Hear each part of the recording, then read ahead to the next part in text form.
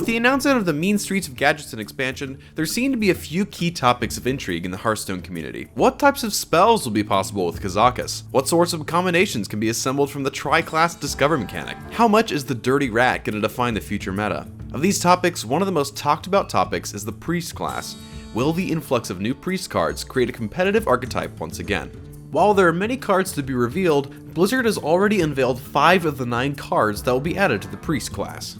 It's been widely acknowledged that these cards are powerful, and a few of them are so powerful, it seems to indicate that Blizzard is legitimately trying to reinvigorate the Priest class, but are they good enough? Any attempt to answer this question is ultimately speculative, if for no other reason than the fact that we've yet to see most of the cards that will come in the expansion. We can't accurately anticipate the position of Priest without understanding what else is to be released, to hold respectively in the analysis. We can, however, take a walk back through time and look at when Priest was strong enough to compete consistently on ladder. If the Mean Streets cards can fill in the gaps left by the standard rotation, then we may see a new era of Priest. Now, the first question we need to answer is, what is Priest missing that it used to have? Shaman, Mage, Warlock, Hunter, and Warrior all have access to extremely powerful and efficient minions and spells the first 3 turns. This efficiency in recent months has put Priest decks at a significant disadvantage. Pre-standard Priest had access to cards like Deathlord, Velen's Chosen, Shrinkmeister, and even Dark Cultist. But in the current meta, the best thing a Priest can muster up is a conditional Shadow Word Pain on a hopefully relevant enemy minion, or be lucky enough to draw Injured Blademaster with a Circle of Healing. When compared to the tempo that the aforementioned classes can muster onto the board by turn 3, consistently, Priest is nearly dead in the water by turn 4 without some significant comeback mechanic. That brings us to the second thing Priest is missing: a significant comeback mechanic. How many times has theory crafting in Priest post-standard simply met a dead end at the following statement: if only we still had Light Bomb. Light Bomb enabled Priest to sit back and be a powerful control class.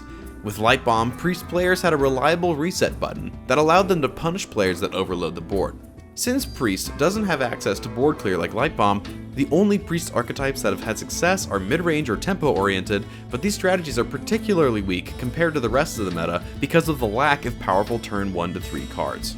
Another area where Priest has been scraping the barrel post-standard is in its board-altering minion theft. One of Priest's defining class mechanics is mind control, using your opponent's cards against them. Pre-standard, players always had to consider whether it was necessary to play around Shrinkmeister plus Cabal, Shadow Madness, or Vol'jin. This presented some interesting scenarios that could swing the game in the Priest's favor. Shrinkmeister changed not just the capacity for value trades in the early game, but also the type of board-swinging mind control that terrified their opponent. Finally, Priest has had a lack of win conditions in the standard format. The class has been pigeonholed into a tempo-based game plan, even though its tempo cards are lackluster at best. Priest has lacked flexibility in how it can manage to win, and has been in desperate need of such flexibility since standard. So with these points in mind, let's see if the cards from Mean Streets of Gadgetzan might be able to make ends meet for Priest. In just 5 cards, Blizzard has unleashed 3 strong early game Priest cards: Potion of Madness, Pint-Sized Potion, and Cabal Talon Priest. While Potion of Madness's viability will be meta dependent, the other 2 seem like they could be staples for Priest, with Cabal Talon Priest looking like a better Dark Cultist and Pint-Sized Potion looking like a stronger, cheaper AoE version of Shrinkmeister. It's possible that some of the tri-class and neutral cards from the expansion could fit in with these staples as well, with a special nod to the newly released Dirty Rat, hopefully bringing a much more balanced package of early game options for Priest. It's tough to evaluate whether Dragonfire Potion is going to be better or worse than Light Bomb. The answer may also be very meta dependent.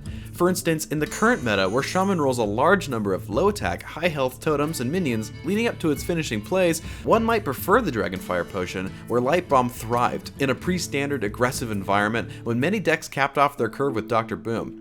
However, it seems obvious that Blizzard knows very well what Priest is lacking and are trying to fill the vacuum with cards that follow along the same general path as Light Bomb. Dragonfire Potion is a perfect example of this and represents one of the stronger on-curve AoE clears in the game. Pint-Sized Potion seems like Blizzard's way of giving Priest the ability to steal most things that might be strong in the future meta. At 1 mana, Pint-Sized Potion is going to promote Cabal Shadow Priest to be one of the most feared minions in the game after the expansion. If Priest has board presence when it casts this potion, value trades can be combined with mind control effects to create some amazing tempo swings.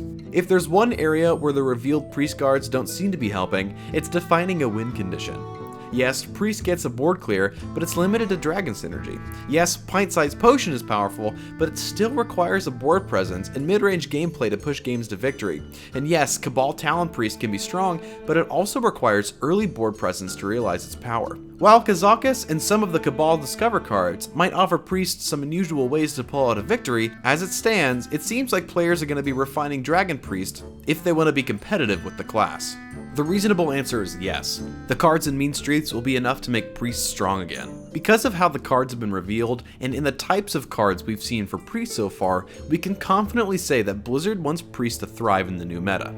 We can also assume that the developers understand what caused Priest to lose its competitive edge in the current meta, and that Mean Streets will offer tools to fill the vacuum that has sucked the life out of Priest since Standard, bringing the class back to the higher tiers of the meta, maybe even back to Tier 1. Please share your comments on these new cards and on the future of Priest below. Thanks for joining us for this analysis, and we'll see you next time.